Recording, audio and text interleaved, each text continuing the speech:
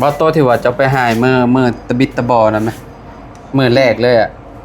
ตัวใด บ่ฮู้ ตัวว่าโตอยู่ในบ่บ่หรือว่าตัวนี้บ่ บ่ได้เก่งแน่บางที ปอตะนี่เห็นบ่พี่น้องเอ้ย ไอ้ผู้ สุดยอดเลยนี่เนาะเป็นขี่กระลุยเลยพี่น้องสงสัยตัวนี้ลายมือแน่นอนเลยจะเบิ่งน้องเลี้ยงจะเบิ่งจำพ่อแล้วตะกอนพี่น้องนี่โป้สุดพี่น้องสบายดีสวัสดีพ่อแม่พี่น้อง FC บัสคูสู่คนเนาะบ่ว่าสิอยู่ในและกระต่างประเทศเด้อพี่น้องมาพบมาเจอกันเนาะกับเฮาคือเก่าคือเดิมเนาะอยู่ที่ช่องบ่าวลาวชาแนลเด้อพี่น้องเด้อเนาะมื้อนี้พี่น้องเปิดภาพมาเฮาก็อยู่ที่เฮือนน้องเลี้ยงเพิ่นพี่น้องเนาะหลังจากที่บ่าวบุญสารวัตรเนาะผู้ใหญ่ทางบ่าวบุญนั่นแหละเพิ่นซื้อที่นุ่งที่นอนมาให้ทางน้องเลี้ยงเพิ่นพี่น้องเนาะว่าเป็นจังใดนอนคืนแรกฝันดีอยู่บ่พี่น้องเพราะว่านอนที่นอนใหม่เด้พี่น้องเนาะบ่ฮู้ว่าเนาะเพราะว่าน้องเพิ่นนี่บ่เคยฝันจักเทื่อว่าซั่นเนาะบ่เคยฝันเรื่องได้สิ่งของพี่น้อยเนาะเมื่อวานนี่ก็ถูกเซอร์ไพรส์เมื่อวานนี่พี่น้อยเนาะเพิ่นก็ดีใจขนาดเลยพี่น้อยทางน้องเลี้ยงเพิ่นเนาะไปเดี๋ยวขึ้นไปหาทางน้องเพิ่นอยู่เทิงพุ่นแหละพี่น้องบ่ฮู้ว่าน้องเพิ่นเฮ็ดหยังอยู่พี่น้องไปกันเลยพี่น้อยเนาะมาพี่น้อยเนาะสบายดีขึ้นหน้าเศร้าแท้ฮะ นี่คือข่าว หิวข้าวไม่ก็บ่หากินหิวข้าวผมมีอาหารกินกินหมี่ไปก็ได้ติ มันบ่มีได้หรือเปล่า ฮะมีกับบ่มีบ่โอ้ยพี่น้อยเนาะแม่ไปใช่ซะบ่ฮู้เลยพ่อเด้ ไปบ่ฮู้ โมคือกันเนาะเจ้ามาแต่ใช้สับเบิ่นมามื้อนี้คือว่าบ่กินข้าว ไป กิน ส่ น้ำ งแม่จีดีไปยิบสิน ก็บ่แวะกินข้าวเลยกินเฟอกินหยังก็ได้ติบ่อยากบ่เผลยา อยากแต่ว่าประหยัดเงินบ่ ให้ประหยัดเงินหรือเปล่า แล้วว่าประหยัดเงินเมียน บ่ หิวข้าวเนาะ บ่ได้มาเงินเด้ บ่ได้ถือเงินไปเอายืมน้ำแม่จะดีก็ได้เหรอ แต่ วะ ดีมีบ่ฮู้คือกัน อืม เพิ่นค่อยปะเราอยู่แสดงนั่นแหละคนเมืองก่อนอยู่เปล่า เอาบ่แล้วไผไปหับเรา บ่ฮู้กันโทรหา โอ้เราถือโทรศัพท์ไปบ่ บ่อันนั้นโทรศัพท์เจ้าของร้านยิบสินนั่นเอง อันเจ้าจะมีเบอร์เพิ่น ค่อยเอาให้ เอาบ่ เบอ แม่น ร์ แม่จะอยู่ในใช่บ่ ไปอยู่นะ เสียงคือกอกแกกกอกแกกอยู่ฮะเสียงยัง เอ้า ฮะ เอาเรานอนบ่ เออ โอ้ยสบายดีโอ้ยทางเจ้าซึ่งโดยคิดว่าเสียงหยังกอกแกกกอกแกกกอกแกกคิดว่าหนูขึ้นเนือนน้องเลี้ยงซะดอกพี่น้อยเนาะโอ้โตเสียงรถพี่น้องปุ๊บบีบแกเจ้าก็บ่ได้ฮู้ข่อยถามว่าเราอยู่นี่บ่ว่าน้องเลี้ยงคือว่าได้ คิดว่าเราไปหาย เพิ่นก็หากลับมาไปส่งแม่น้องเจดีไปยิบสินบ่ก็เลยแบบหิวข้าวแห้งรถหน้าเศร้าเลยพี่น้อยเนาะ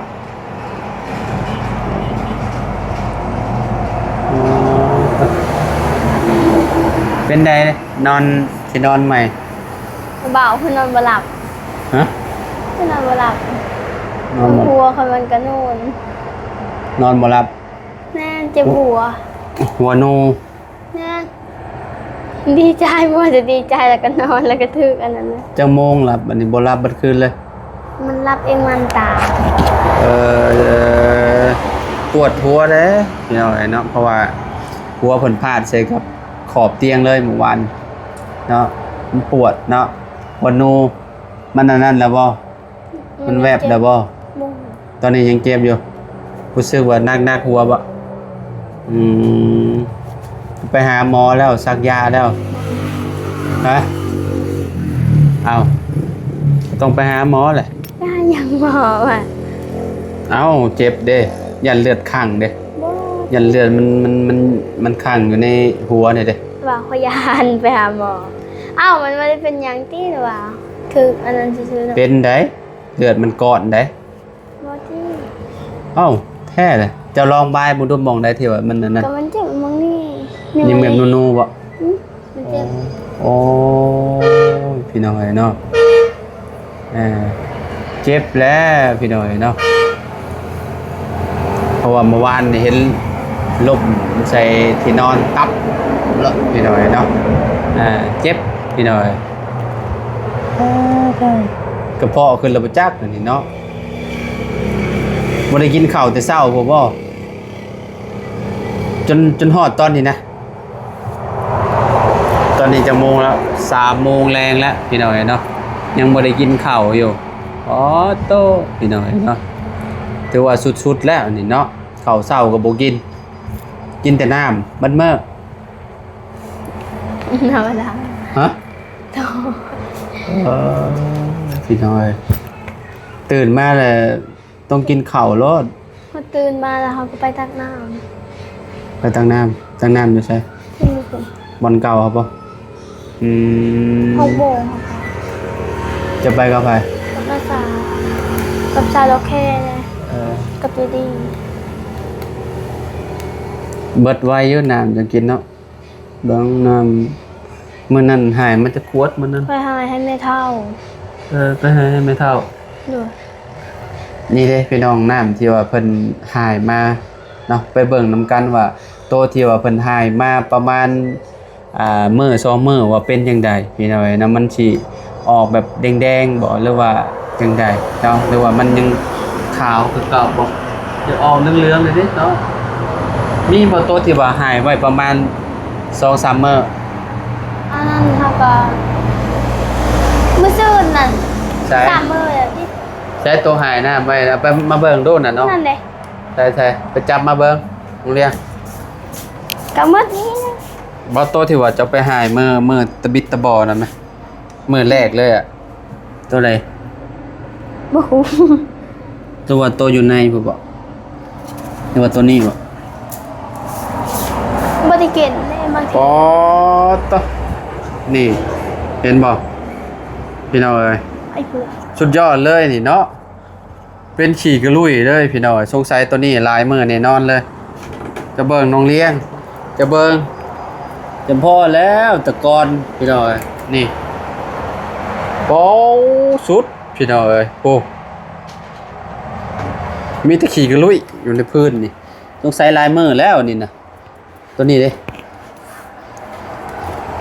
โอ้โหนี่เห็นบ่จะกินตัวนี้เลยน้ำมันบ่พี่น้องเอ้ยเนาะเอาไว้แบบนี้เนาะน้ำนี่ได้เพิ่นกินนะพี่น้องเอ้ยเนาะน้ำตัวนี้เบิดเลยเนาะสุดยอดเลยอันนี้เนาะโต่งน้ำพลกินเด้อท่านน่ะ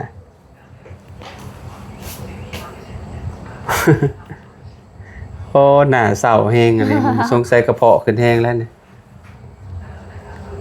ต้องไปเด้น้ำบ่าวเห็นติบเข่าอยู่ติบเข่าเด้มีเข่ากินอยู่ที่ อืม กินแหละ บ่อยากกิน เอา ไปสิบ่อยากกินก็กินแหละเป็นอะไรก็บ่กิน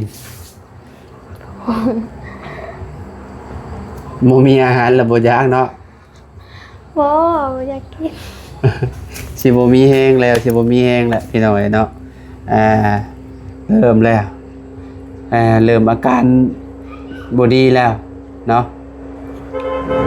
รู้สึกว่าเป็นแบบไหนตอนนี้ มันอ่อนแอ ก็รู้สึกว่าเจ้า มันเป็นแบบว่า ร่างกายแบบเมื่อยล้าโอ้ยพี่น้อยเนาะเมื่อยแห้งแล้วนี่นะเบิ่งครั้งแล้ว เมื่อคืนนี่นอนกับใครนะ สกูมี กับสองมีนอนหลับอยู่บ่ นอนละ อืม เรานอนจะเป็น หึ เรานอนหลับตั้งแต่เว้น นอนหลับตั้งแต่จักโมงสองมีประมาณ 7-8 โมง นอนนอนที่นอนใหม่มันนุ่มๆเนาะคือข่อยรับสบายแล้วข่อยหมองข่อยนอนยังว่าแบบบ่ได้มีที่นอนปวดหลังปวดเอวเลยเพื่อนเจ้ายังว่ามีที่นอนใหม่สบายเลยเนาะแมลงนี่ยันสลบขับกันยังยกเขาว่าเนาะ ก็คือเมื่อคืนนี่จัดแจงคักแล้วบ่อัน มันก็จัดมื้อเช้านี่ บ่นอนเป็นแบบใดเด้เนาะคือสิมีแต่กระตุดเนาะอยู่ห้องนอนเนาะฮะ ก็ไว้ในตู้แหละ เอาคิดว่าวางไว้ในหมองเทิงหัว เวลาเฮาล้มเฮาหยังมันจังอันนั้นบ่เจ็บมันตกใส่ขอบเตียงเวลาเฮาล้มหัวลงนอนแล้วก็บ่เป็นหยังเลยมีกระตุนบังไว้อยู่ อันนี้เอาออกเบิดมันก็แล้ว ทำไว้ในตู้เด้ ฮะ ปาไว้ในตู้ เอาไว้ในตู้ไปเลยในตู้เลยเอาหยังใส่แล้วในตู้นะ เสื้อ เต็มตู้แล้วบ่ฮะ ยังบ่ทันเต็ม แม่นบ่คิดว่าหลายปีเลยต้องมีเสื้อหลายและเสื้อพุงเสื้อผ้า มันไม่ได้เต็มเลยบ่หน่อยเดียวยังมีตู้นะ ไปเบิ่งเลยนิดหน่อยเนาะสงสัยบ่มีโปรโหบนะโปรโหบน้ำบ่าวชื่อมาว่าน่ะ นี่ มอนแมนพี่น้อยเนาะคือสิไอ้ตู้ บ่มีหยังเลยนี่เนาะ ว้าวมันมี ฮะ น้องนี่ มุ่งมิ่งก็อันนั้นพี่น้อยเนาะบ่กลางบ่มุ่งนะคือบ่กลางฮะเอาหอยยุงลายก็ต้องกลางแหละครับบ่ได้มีเด้เสื้อพุงเสื้อผ้าเพิ่นพี่น้อยเนาะอันนี้ก็บ่ได้มีเด้บ่ได้เอาแขนมีแต่แขนมาแต่ภาคเดียวนะเอาหรือว่าพับเมียนเบิดแล้วบ่ บ่อันนี้นะ บ่มีเลย นี่เลยเดี๋ยว บ่มีหยังเสื้อผ้าก็บ่มีหยังจักอย่างโอ้ยพี่น้อยเนาะพี่น้อยเนาะห้องเพิ่นก็บ่ได้มีอิหยังหลายพี่น้อยเนาะห้องโรงเรียนก็ได้ อันในตู้ก็บ่ได้มีซักเนาะมีแต่เสื้อผ้านักเรียนแล้วก็มุ้งเอามุ้งเพิ่นบ่กลางนอนได้พี่น้อยเนาะสงสัย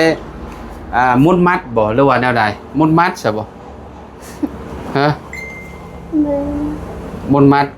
บ่มันฮ้อนดิ มันฮ้อนเนาะโอเคใช่พี่น้องเนาะขอโตเลยเด้อพี่น้องเด้อจะได้ก็ขอบคุณ FC บัสกูทุกคนเนาะที่มาหับชมคลิปเนาะเอากับน้องเดียงกับขอโตแล้วพี่น้องไปพ่อกันใหม่น้องเดียงไปหากินข้าวกินน้ำเด้อ